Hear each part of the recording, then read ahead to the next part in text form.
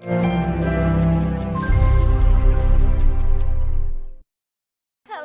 Midshipman Barber.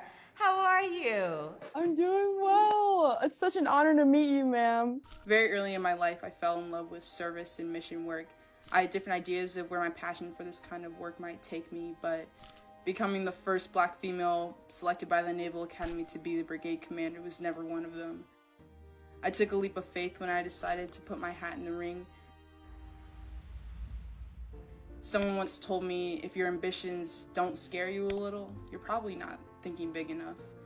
I know what it's like to be the first, but I certainly do not want to be the last. And so does Vice President Harris.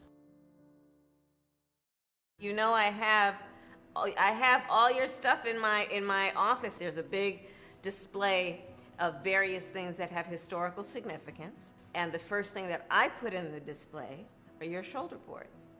Wow, I'm so honored. Thank you so much. You started a whole program to mentor around STEM.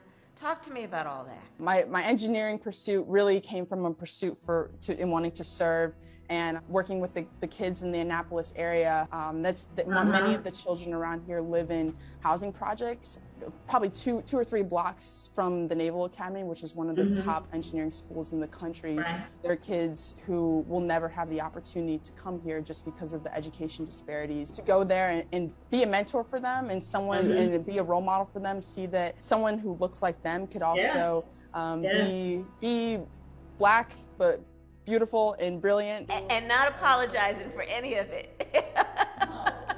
Being able to see the potential in them that they couldn't even see in themselves. Right. I think is so important because I don't think I would be here if someone else didn't see the potential in me that I didn't see in myself.